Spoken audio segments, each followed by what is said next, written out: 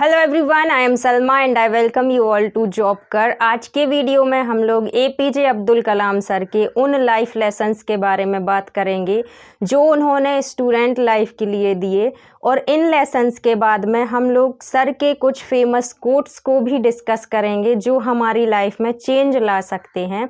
So without any further delay let's get start the video. So जैसा कि हम सबको पता है कि एपीजे अब्दुल कलाम सर हमारे इंडिया के फॉर्मर प्रेसिडेंट रह चुके हैं फ्रॉम 2002 टू 2007 एंड ये इंडिया के 11th प्रेसिडेंट थे। इसके अलावा सर एक ग्रेट साइंटिस्ट थे, ग्रेट इंजीनियर थे। एपीजे अब्दुल कलाम सर ने vision 2020 a road map for transforming India दिया। इसके अलावा इन्होंने बहुत सारी बुक्स राइट की, जिनमें से कुछ फेमस बुक्स हैं इग्नाइटेड माइंड्स, एंड सर की ऑटोबायोग्राफी है जिसका नाम है wings of fire. So sir ने इतने सारे अचीवमेंट्स किए। सर को 38 यूनिवर्सिटीज़ से ऑनरेरी डॉक्टरेट की डिग्री से सम्मानित किया गया, एंड सर को इंडिया के highest civilian award Padma Bhushan, Padma Vibhushan और भारत रत्न से भी सम्मानित किया।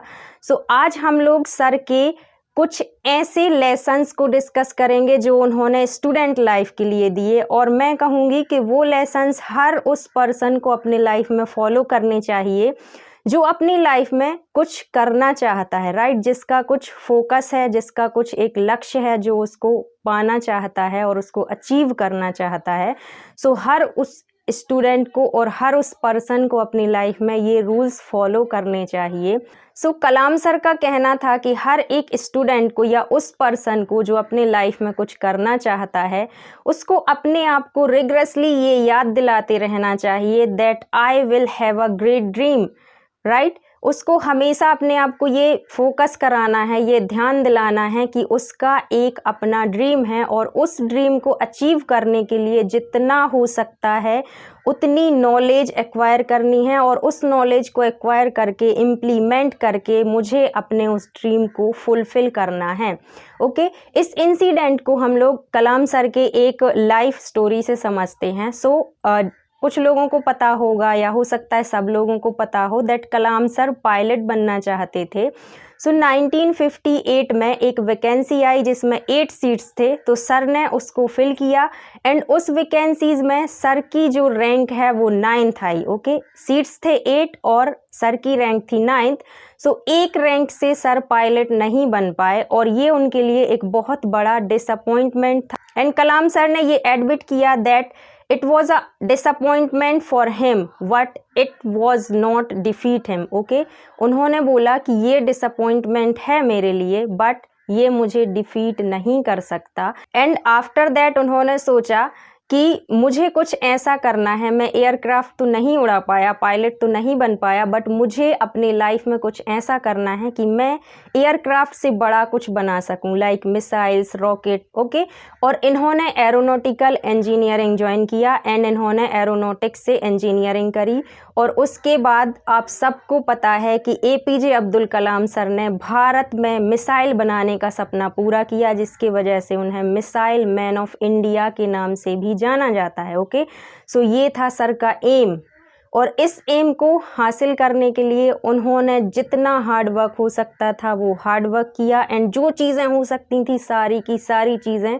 अपने उस ड्रीम को फुलफ़िल करने में लगा दी। Okay, so rule number 1 is I will have a great dream. Rule number 2 is I will continuously acquire knowledge. So Kalam sir का मानना था कि हमें लाइफ के हर एक स्टेज में नॉलेज को कंटिन्यूसली एक्वायर करते रहना चाहिए, और उस नॉलेज को इम्प्लीमेंट करना चाहिए जहाँ पर वो नॉलेज इम्प्लीमेंट हो सकती है। और हर वो पर्सन जो अपनी लाइफ में कहीं ना कहीं सक्सेस है, उसकी सक्सेस के पीछे उसकी नॉलेज का एक बहुत बड़ा रोल है। ओके, बिना नॉलेज के कोई भी पर्सन सक्सेस नहीं हो सकता, और कलाम सर यही मानते थे कि सबसे ज़्यादा नॉलेज स्टूडेंट लाइफ में एक्वायर किया जा सकता है, और स्टूडेंट का प्राइमरी जॉब होना चाहिए दैट वो जितना हो सके उतना नॉलेज को एक्वायर कर सके, जितनी चीज़ें हो सकती हैं उनको अपने सराउंडिंग से एक्वायर कर सके। ओके, तो आप सबको पता है that Kalam sir was a great scientist, great engineer, Bharat Ratna से सम्मानित हुए, मिसाइल मैन ऑफ इंडिया कहलाए, फॉर्मर प्रेसिडेंट रहे इंडिया के। इसके अलावा न जाने कितनी सारी अचीवमेंट्स इनको दी गई। बट कलाम सर का मानना था कि वो अपने आप को एज अ टीचर समझते हैं। वो समझते हैं कि मैं एक टीचर हूँ और मुझे सबसे ज़्यादा खुशी उस वक्त होती है जब मेरा कोई स्टूडेंट पीएचडी कंप्लीट करता है, राइट। सो कलाम सर ने अपने आप को एज अ टीचर लिया और हमेशा नॉलेज एक्वायर की। नॉलेज एक्वायर करने के बाद जहाँ पर वो नॉलेज इम्प्लीमेंट हो सकती थी वहाँ पर उसको इम्प्लीमेंट किया। एंड इनकी लाइफ को आप लोग देख सकते हैं दैट इनका लाइफ एक एग्जाम्पल सेट करती है हर उस पर्सन के लिए, हर उस स्टूडेंट के लिए जो अपने लाइफ में कुछ करना चाहता है, राइट। सो आपको हमेशा जहाँ से नॉलेज मिलती है वहाँ से नॉलेज लेनी चाहिए एंड उस नॉलेज को अपनी लाइफ में इम्प्लीमेंट करते रहना चाहिए। सो rule number 2 is I will continuously acquire knowledge. Then rule number 3 is I will do hard work. Kalam sir का मानना था कि अगर हम कुछ भी करना चाहते हैं, जो हमारा गोल है, हम उस गोल को अचीव करना चाहते हैं, उसके लिए हमें हमेशा हार्ड वर्क करते रहना चाहिए। बिना हार्ड वर्क के हम कुछ भी हासिल नहीं कर सकते। और अगर हमारे लाइफ में डिफ़िकल्टीज़ आती हैं तो उन डिफ़िकल्टीज़ को भी हमें एज अ चैलेंज लेना चाहिए और उन डिफ़िकल्टीज़ पर फोकस ना करके उन डिफ़िकल्टीज़ के सॉल्यूशन पर फोकस करके हमेशा आगे बढ़ते रहना चाहिए। सो रूल नंबर 3 को हम लोग कलाम सर की लाइफ के एक इंसिडेंट से समझने की कोशिश करते हैं। 1973 में विक्रम साराभाई अंतरिक्ष केंद्र के चेयरमैन प्रोफेसर सतीश धवन ने कलाम सर को SLV यानी कि सैटेलाइट लॉन्च व्हीकल मिशन का डायरेक्टर बनाया और सर के under around 1000 engineers and 10,000 workers काम कर रहे थे और इसके अलावा बहुत सारे लोग इस मिशन से इनडायरेक्टली जुड़े हुए थे। सो इस मिशन के शुरू होने से लेकर इसको लॉन्च करने तक में अराउंड 6 इयर्स का टाइम लगा और जिस दिन ये मिशन लॉन्च होने वाला था 17 अगस्त 1979 को मिशन के लॉन्च होने के 8 मिनट्स पहले सारा कंट्रोल कंप्यूटर सिस्टम को दे दिया गया एंड कुछ सेकंड्स में कंप्यूटर से एक वार्निंग आती है that there was some issues in second state control system. इसके बाद 6 to 7 एक्सपर्ट्स जो इस टीम में थे उन सब लोगों ने इसको चेक किया एंड कुछ मिनट्स में डिटेक्ट किया that there was some leakage in second state control system and सारे एक्सपर्ट्स का मानना था दैट इग्निटर में इतना सफिशिएंट ऑक्सीडाइजर है कि लीकेज के बाद भी इस सिस्टम को सक्सेसफुली लॉन्च किया जा सकता है। सो कलाम सर ने एंड सारे एक्सपर्ट्स ने मिलकर ये डिसाइड किया दैट इसको लॉन्च करते हैं बिकॉज इसको लॉन्चिंग किया जा सकता है। सो मिशन को लॉन्च किया गया एंड लॉन्च होने के कुछ ही मिनट्स में ये सैटेलाइट अर्थ के ऑर्बिट में ना जाकर स्पिन होकर बे ऑफ बंगाल में गिरता है और कुछ ही मिनट्स में हजारों लोगों की मेहनत, इनके लाखों वर्किंग आवर्स कुछ ही मिनट्स में बर्बाद हो जाते हैं।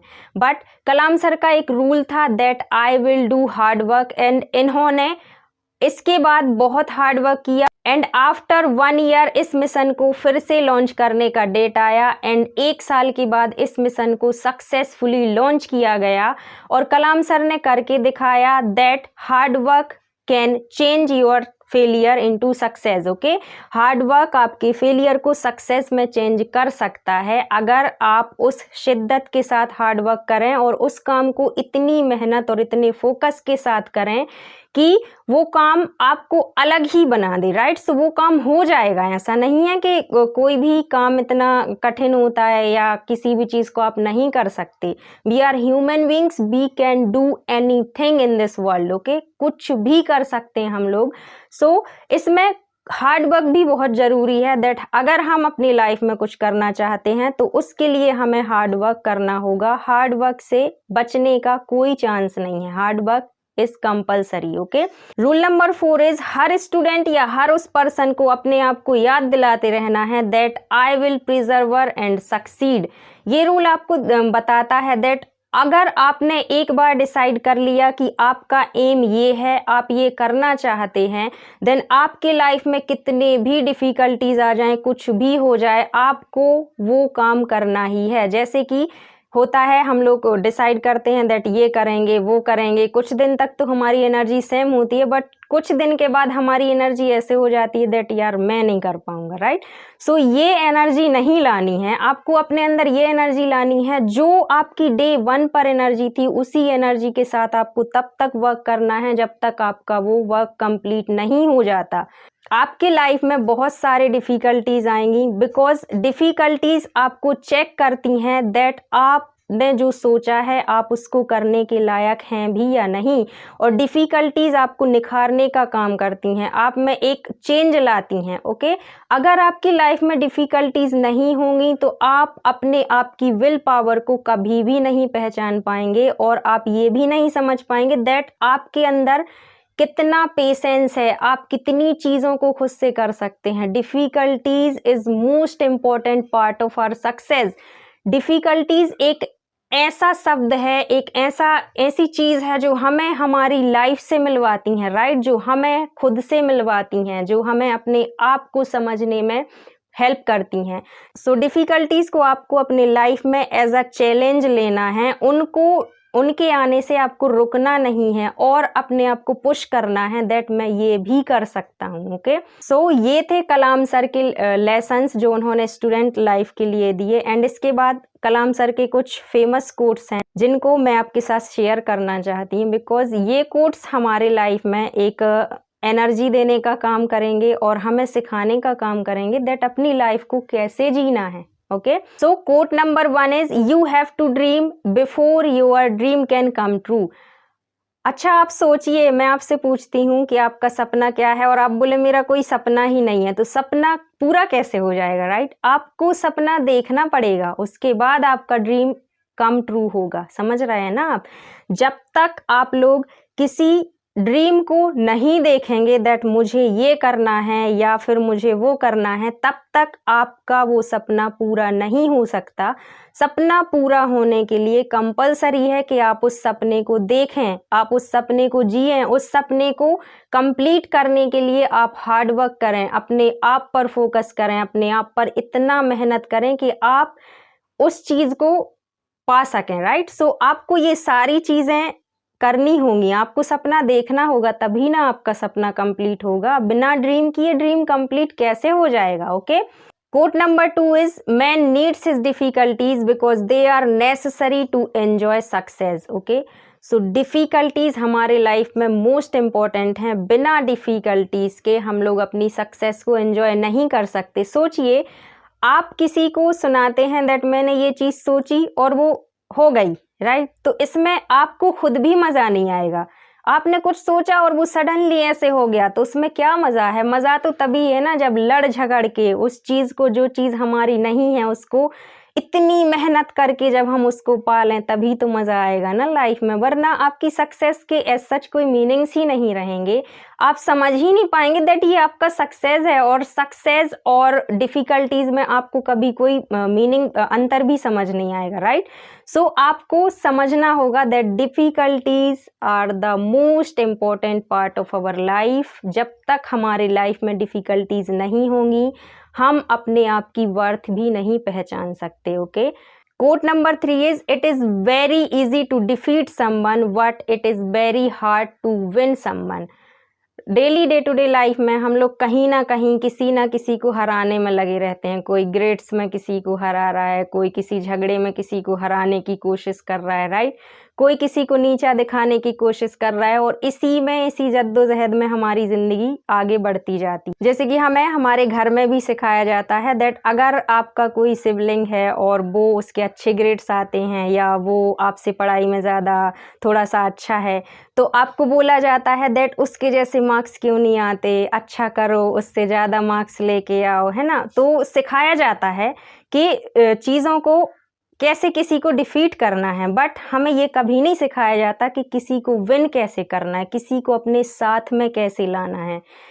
ये भी बहुत ज़्यादा इम्पोर्टेंट है कि हम अपनी लाइफ में लोगों को साथ में लेकर चलें, राइट, एज अ टीम काम करें, बिकॉज एज अ टीम काम करने से बहुत सारे काम इजीली हो जाते हैं। और ये तभी हो सकता है जब हम सोचें कि हमें खुद पर बस फोकस नहीं करना है, हमें सब कुछ साथ में लेकर चलना है। ओके, सो ये बहुत इम्पोर्टेंट है कि आप लोगों के दिल को जीतें, आप कोशिश करें कि लोग आपके साथ रहें, ना कि आप लोगों को हराने की कोशिश करें। सो ये थे कलाम सर के कुछ कोट्स एंड लेसन्स जिनको मैंने सोचा कि मैं आपके साथ शेयर करूं। अगर आपको वीडियो पसंद आती है तो प्लीज़ वीडियो को लाइक ज़रूर करें, शेयर करें और जॉबकर को सब्सक्राइब करें एंड बेल आइकन को भी क्लिक कर दें। इसका कोई पैसा नहीं लगता है, राइट। सो बेल आइकन को क्लिक कर दें ताकि आने वाले जितने भी वीडियोज़ के अपडेट हैं आप सबको मिल सकें। Thank you so much for watching and God bless you all.